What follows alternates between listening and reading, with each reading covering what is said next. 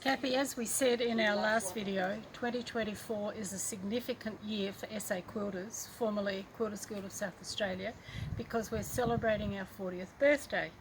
What we hope to do in this series is interview those members of our guild who joined in those first 7 or 8 years back in the 1980s. We're hoping to compile an oral history, and we started our series of videos last week, and this week we're going to interview two very special, well-known, well-loved people. So let's go inside, have a chat with them and see what memories they can remember. Hello, Bronnie Young and Nola Pearce. Thank you both for agreeing to chat with us today. It's particularly special to be here because you are both two of the earliest members of our guild. And Nola, you have the dubious distinction of having been president twice. You didn't learn from the first time how hard it was? No, I did, but desperate situation. Yes. I believe in the guild. What the guild has to offer is so important, I wasn't going to let it go. Absolutely. Good philosophy. And it was this dear lady who phoned me. Yes, I talked her into it, and she was in Queensland at the time. Yeah, I got a message when I landed in Queensland. That she was president. Congratulations, Madam President. And I thought, what have I done? The right thing. That's exactly what she'd done. Thank you. Now, if I don't ask you both this very first question, poor old Kathy's going to have some extra editing to do. So do we have permission from both of you to put this video on to our YouTube channel? Yes, I'm fine. Yes. That's good. Okay. So, first question. How did you hear about the guild? Obviously, in those early days, we didn't have the same sort of communication channels to spread the word. How did you hear about the guild? Well, Rachel Detman and Lane Gardner, Lane Gardner was a neighbour of my sister's, and we heard from Yankalilla, we were probably into our second or third year of quilting down there, that there was ideas that there would be some sort of quilters guild in South Australia, and 3 of us from Yankalilla came to the very first meetings at the Arts Council in South Terrace in Adelaide, in the city, and Rachel and Lane were very instrumental in getting us involved in that very beginning. The funny part was it took us an hour and a half to drive from Yankalilla, and the meetings didn't even last an hour. And we took an hour and a half to get home, but it was obvious that the 34 of us, some of us couldn't fit on the chairs that were there. There were about 34 of us in the room the first time. I was on the floor. I remember there weren't enough seats, and it was just lovely because we felt like we were belonging to something that was important to us, even though we were quite new quilters. So Lane and Rachel became very important for me because I knew one of them already, so that was lovely. So yes, that's how I heard about the guild. I heard about it right from the beginning. Okay, and what about you, Nola? Well, I must have seen an ad, it was in 86.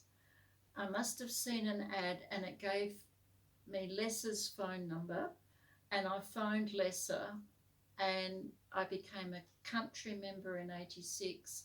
And when we moved into this Adelaide in 89, I'll be able to go to the meetings. And so I've been continuously at the guild since, and I put my hand up to be on the exhibition committee when Josie Fradd was president, and I have been on a subcommittee continuously since 1989, which I added up today is 35 years, which is quite a while. It is.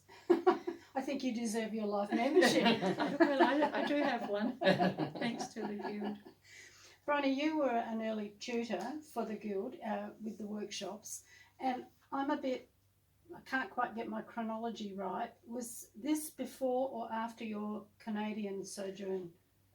Well, I'm just not sure. When the first quilt encounter was on, Helen Brooke and I shared a room, and I was teaching whole cloth quilting, so it must have been after I'd been in Canada. So it was definitely 1986 was our first, was a trip overseas for a teaching exchange, and it was there that I knew all about being part of a group, and it was a church group, and it was a Monday quilting bee around a big frame, hand quilting only.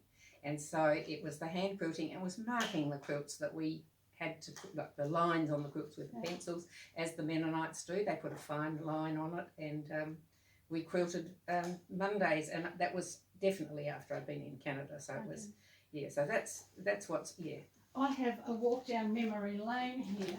Oh my goodness. I was a student in one of your very early classes when we were in Gartrell. Yes. Remember we had workshops in that back room? Yes. And what on earth possessed me to quilt on silk, I'll never know. And I had to wait about nearly 30 years for a grandchild to come along. But I learnt this in one of your workshops. Yes. And it was this marking. It was using templates and rulers, and just being brave enough to hand quilt something, because to me, the Mennonite women that were teaching me to quilt said that the stitching you put in the quilt is the love you put into the quilt. Isn't that a lovely sentiment? And it was at the same time, the year I was in Canada, I went across the border until the end of the year, and I went across the border to meet a woman called Katie Nelson, who had been taught by Amy Ems, who was an English hand quilting whole cloth quilter, who did her whole cloth quilting for wedding dresses and the Queen in England.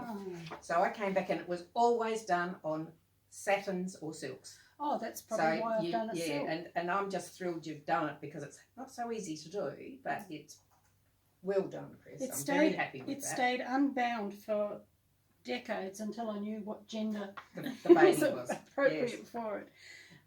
Any other workshops that you taught back then? Well, yes, what I probably did after that, because I was such a busy teaching in those days, I couldn't really do a lot of professional teaching, but I went into country towns like Millicent or Tanunda, just to teach small groups of women to do whole cloth quilting. But it was more about going as a country quilter anyway. I was at Yankalilla and Fleurieu and all of those southern areas that had groups that supported each other. And several of these women were quilting in isolation and going to meetings and still sitting in isolation from each other. And I just love taking that message that you don't go into a quilting group and just do your own thing. You become a group of people who don't only quilt for themselves, but quilt for somebody else for a change. And it was sometimes a light bulb moment for some of them, because they didn't think of that, hadn't thought of that. And it was surprising. They were country girls, and they wanted to do their own thing, and they couldn't work out why they couldn't keep their members. They couldn't keep them coming back.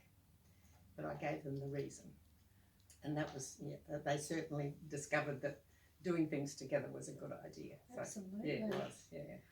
Now, Nola, you were an early workshop convener, and you also taught. What are your memories of those early days? Well, we were at the Anglican Church Hall, southern suburbs. Oh, around Colonelite Gardens. Yes, around there. And Lesser was definitely doing a lot of teaching, and she encouraged Faye Packham and Claire Pope. I think Claire Pope may have started to teach machine quilting, and Wendy Bow and you and Maureen Harper. And I've been, and I started teaching beginners for the Guild, because I'd started teaching beginners in Kimber on Eyre Peninsula, and then Port Wakefield, Balaclava, Two Wells, around that area, before we came to live in the city.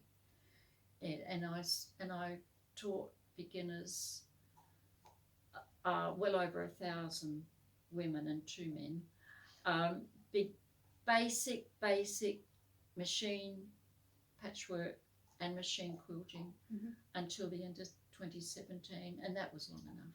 Now, you're a minister's wife, so that's why you lived in so many locations. Did I hear you say 17? We're in our 17th home. Goodness gracious me. But I believe that in a couple of those places you actually started quilting groups, and one has become a well-known affiliated group that's still going strong. Do you want to tell us about that Well, group? we were living at Yankalilla, and two women from Inman Valley came and asked if they could start a group in Yankalilla, in Inman Valley. And I said, of course you can, but why? And they said, we want to build community in the valley.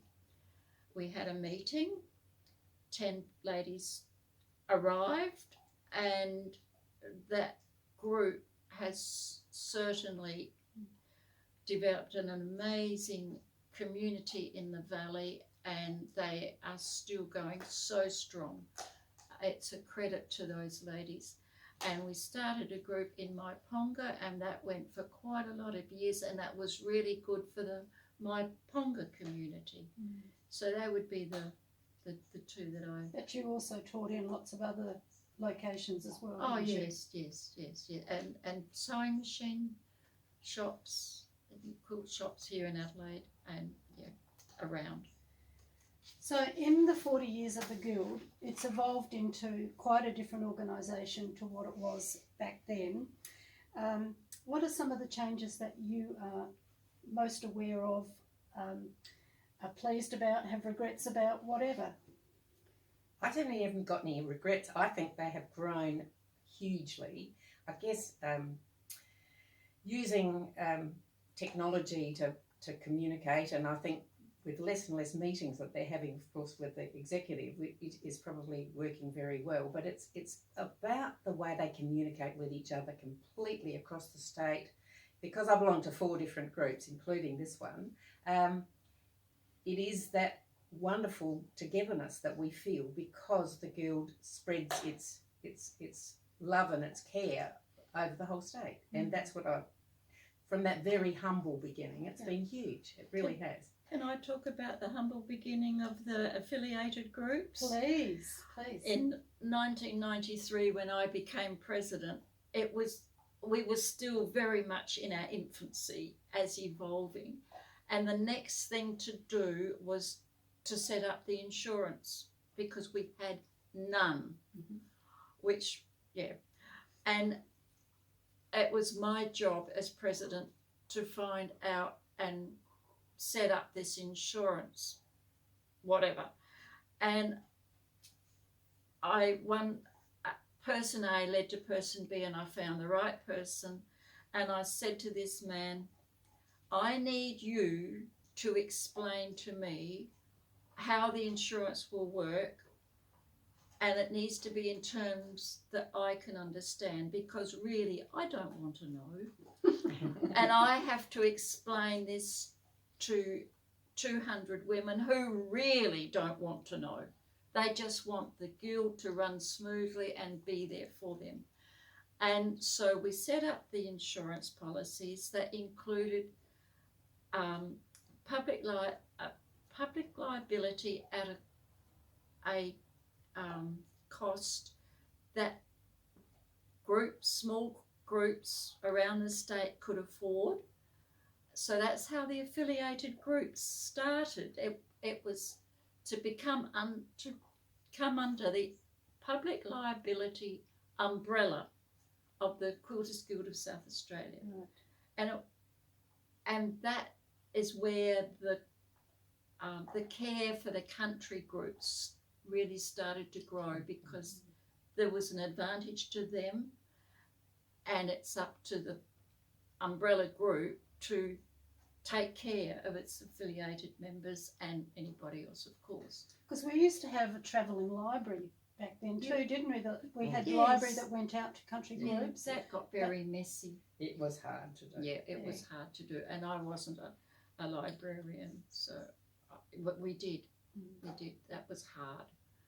But most of those groups now have their own little libraries anyway, so they don't need it. But in early days, we used it at certainly Fleurieu, and then later at the Yankalilla, but we don't need it now. No. And now with the internet, it's, but a book is still so good. Yeah, it is.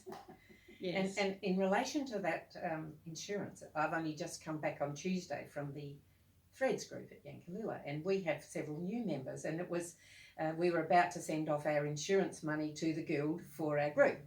And it was interesting. It was so easy, Nola, to actually explain to these new members why we were insured with the guild and what that meant for all of us to have that peace of mind, knowing that we were safe in holding meetings and holding workshops and doing things officially and feel safe because it was well covered. Thank you for getting it into words of one syllable, because I certainly needed them too. The price of one cup of coffee equals your affiliation to the guild, and That's right. for Exactly public right. liability. It's cheap, isn't it? It is. It costs the guild thousands, but together we're strong. I think it's actually tens of thousands now. It is, Yeah, yes. probably is, Yeah, well, I haven't been involved for a while, but it's a huge amount of money, Yes. but it's worth it. Absolutely. Yeah. On a personal level, what has drawn you, I'll ask you individually, to continuing your membership with the guild? Obviously, there's as someone said recently, that they walked into a guild meeting and said, I found my tribe. And that's resonated with me, because that's rather how I feel about it. Does that sum up how you feel about it? Yeah, it is for me. There for a little while, when I finished teaching, apart from our monthly meetings, I lost my tribe. And I realised how important belonging to a tribe is for me. And I love the friendships. Bronnie and I met through the guild a long time ago, and we've been very good friends ever since. And it's wonderful.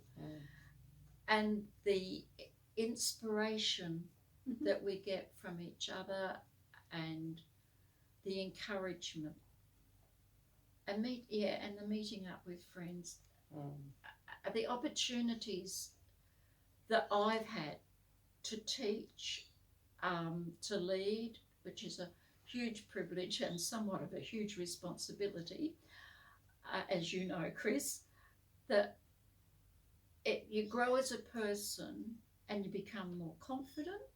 Well, I have. And the friendships across the state are absolutely fantastic. And I wouldn't have had that. I've moved around a lot, 17 times, but for me, the Quilters Guild has been and is so worthwhile.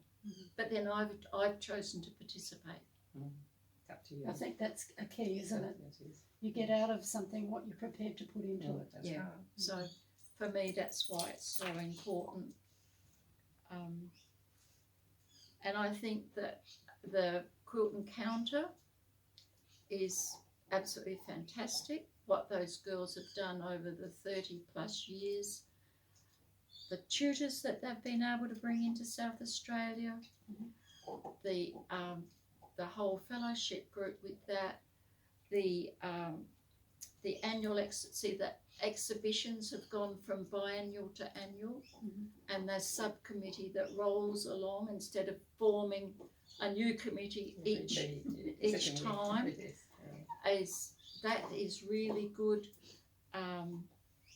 The teams that have, I think you brought this in, Chris, about teams behind the leadership group, so that you're not on your own and running out of ideas, but you can bring in your friends or somebody who you know is good at that area, and you develop friendships within that little team.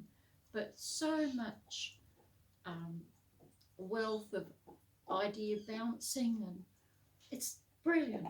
So thank you. Thank you. What about you, Bronnie? I would agree. Everything that Nola said is probably the same for me. But there's also when you've got a quilting family, and that's exactly what I call it. And when things in your life throw you curveballs, your quilting family is absolutely essential. Yes. I would never have survived without my quilting family down in Yankalilla and Waldinga, but it was the guild friends that are still there as well. That is a huge, they've been my absolute rock of the friendships that you have, and they don't go away, Chris, and I'm just so grateful for that. And we sustain each other, and every chance we get to return it to somebody else in the same way. We've learnt together what we've learnt together, what I learnt myself. So yeah, it is that support. How lovely is that? It is. It certainly is. So is. Yeah, you're not on your own. Yeah. And there's no doubt about it. When you quilt around a hand quilted quilt, there's amazing conversations can go with the tears flowing down each other's cheeks when you're looking down, and you're not spilling tears onto the quilt so much, but it's being able to just share with each other that endless communication that might be happening, that it's verbal or not even words have to be said. It's just you're there for each other and you're quilting together, and that was certainly a lesson I learned in Canada when I was learning to quilt by hand around a quilt, but I've certainly seen it here in Australia too. And you've seen it when we have quilting bees in Yankalilla. Absolutely. We had one a few weeks ago. It's so worth it. Yes.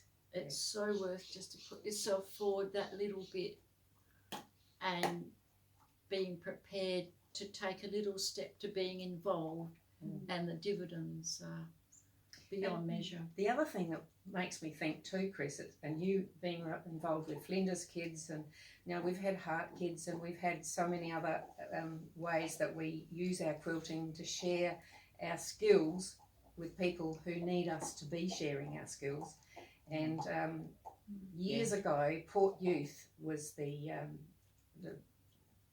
uniting churches reaching out to children who were homeless because of circumstances. Their parents might have been murdered or in jail or whatever, and these kids were now finding themselves in housing trust houses that didn't have any rent being paid. So they were put in Port Youth, and our group in Fleurieu put quilts on the 8 beds for years and years and years. 4 boys, 4 girls, every child that came in, we weren't allowed to call them children, young person came into the place. Our quilts were absolutely cherished. It's gone further than that now. We have Flinders Kids. We have, I work with Second Chances, prisoners' kids, and we are putting endless amounts of larger and smaller and babies and all sorts of quilts. 5CY, 5 Churches Yankalilla are now our major support group. We're the support group from Threads at Yankalilla are working with 5CY Yankalilla. And Second Chances children are certainly getting the benefit of the warmth and the love that a quilt means to them. And it is quite something to feel that a lot of us have made enough quilts for our families, and now there's a joy in just being able to create for a reason. And and there's thousands made each year across the state and given away. It's the joy of doing. Given with love. Yeah, joy of doing and the joy of giving. And we have to use our stash. We do. Yes. But yes, I think we have discovered our community. We're talking about discovering our community and taking our quilting just one step. And then sometimes the people you're helping in the community want to come and be in your group. So it works both ways. Absolutely. Yeah, it does. Yeah. So it's about sharing. Sharing our knowledge, sharing of each other, of ourselves. Yeah. And it works. It does work. Bronnie, you never sit without your hands doing something. Can you tell us about some of the other things besides quilting that you do to support? Well, as an early childhood educator, Chris, I was in country schools, and when Ben came into my life 53 years ago, my firstborn, we went to Cal, and when we were in Cal, we had a lady on the staff who was a brilliant Fair Isle knitter, and at the end of that year she said, Bronnie, I'm going to knit Ben a stocking. And so she did. It was 20 cents a ball, Cleckheaton, real wool. That's 7 balls of wool, $1 per foot. It was really very, very, very, very cheap in those days. 3 years later, I had Samuel. We were now in Sejuna, and I said to Beryl, the lady who visited the first stocking, you need to come and see Sam. Ben's little brother needs a stocking. And she said, no, Bronnie, you've got to knit his yourself.